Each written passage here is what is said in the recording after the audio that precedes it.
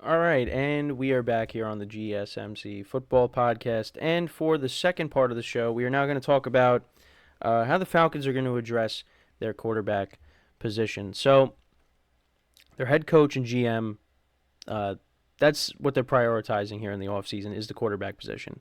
They're going to explore all options, trade whether it's a trade, free agency, the draft, to try to improve this quarterback position. And it was kind of that was really the difference you would say. I mean, I guess you could also throw in coaching as well, which is why Arthur Smith is no longer there. But I mean, again, if they had a better quarterback, Falcons probably make the playoffs. At one point I thought they were because they beat the Bucks and the Saints. So it looked like that was going to happen. Like this was earlier in the year, of course. But then that ended up not happening. I mean, you had Desmond Ritter, him being inconsistent and then benching him, putting in Heineke, then going back to Ritter because Heineke got hurt, and then they went back to Heineke again, and then Desmond Ritter he started. I know he started the last game of the regular season, or right? He did start the last game of the regular season against the Saints, but yeah, I mean it just was a mess of a season. Well, not really a mess, but just like it was inconsistent. Um, so I just want to make sure that. Oh yeah, so yeah, Desmond Ritter did start that game. They actually did put in against the Saints, but then they put in Logan Woodside at one point. He played. Um, but yeah, it just was a lot of back and forth with the quarterback position.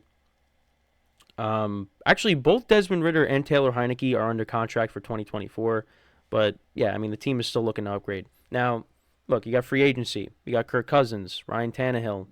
But also, Russell Wilson could be a possibility if he does end up getting released. Justin Fields, he's a possibility when it comes to, if they want to explore a trade. The Falcons right now they have the eighth pick in the draft, and it's a possibility they could trade up to maybe get one of the top quarterbacks.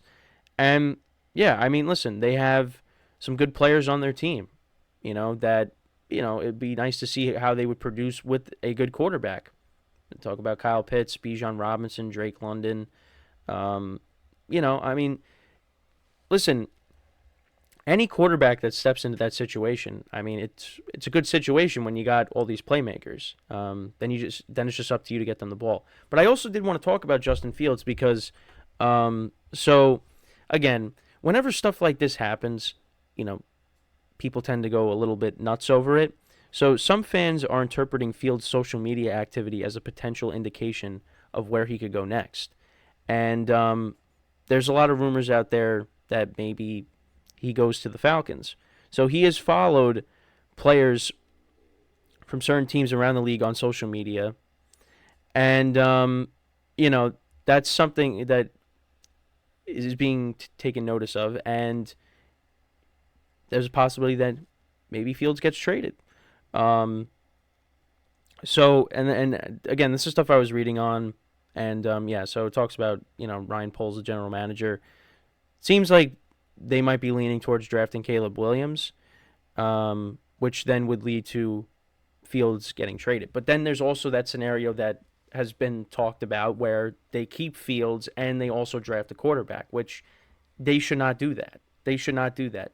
Either get assets for Fields, which you're not going to get as much for the number one overall pick, or you get a massive haul for the number one overall pick, and you keep Fields and you continue to build around him. Because the Bears have a couple of first-round picks if they end up, keeping the number one overall pick. And you also, I think, where are they at? They're at 7? No, they're in the top 15. So actually, we'll take a look at that though.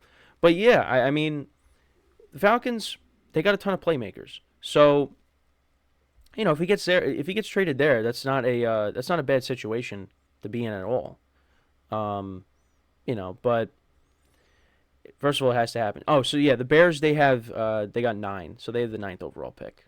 And some of them are, some of the mock drafts are coming out. I know I saw one that had him. They had them getting Roma Dunze, the wide receiver.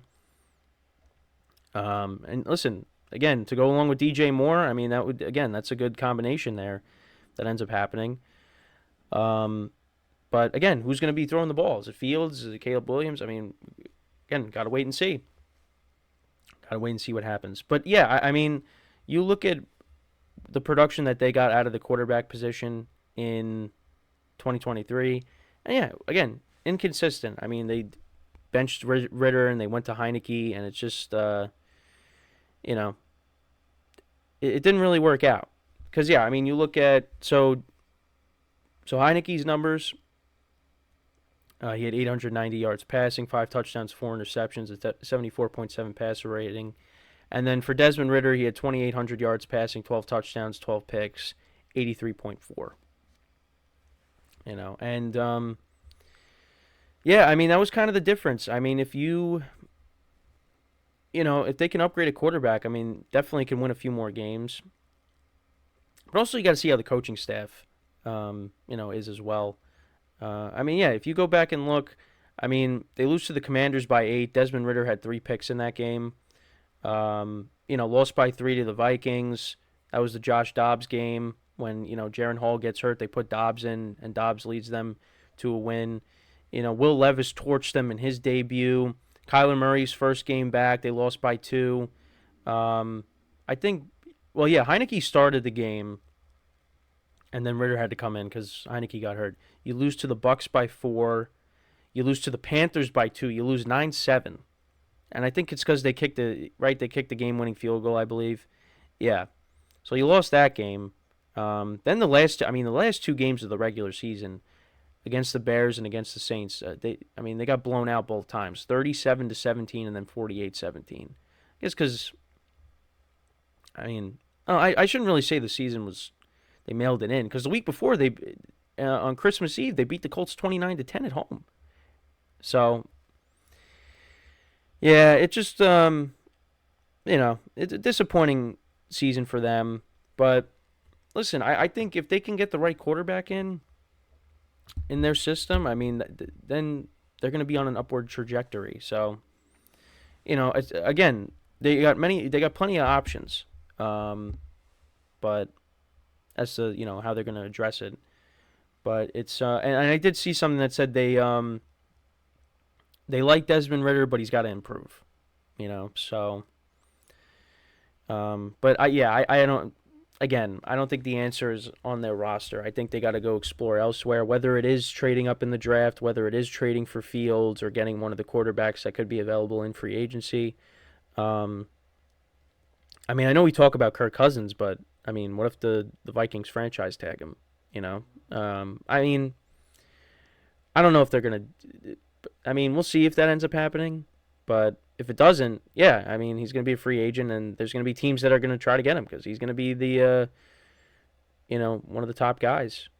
And then I'm curious to see Russell Wilson too. If he gets released, what ends up happening with him, where he ends up going, because the team will pick him up. I saw also, so Mike Tannenbaum was saying that he was suggesting.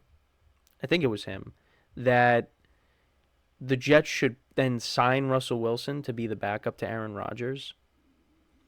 First of all, I don't think Russell Wilson's going to do that. But, Russell Wilson as a backup quarterback, that's not bad. It's not bad to have. But, it's a little out there for. I don't think that's happening. Also you got Jimmy Garoppolo too, who's going to be out there as well.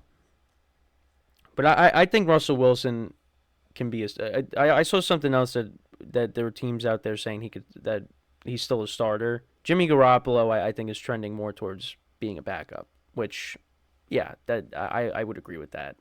But for the Falcons they need a starting quarterback because again, you got all these playmakers on the offensive side of the ball. They need somebody. And, whether it's Fields or Kirk Cousins or Russell Wilson or whoever, they're definitely upgrades over what they have now. And actually, this was kind of a debate that we were having in our production meeting was,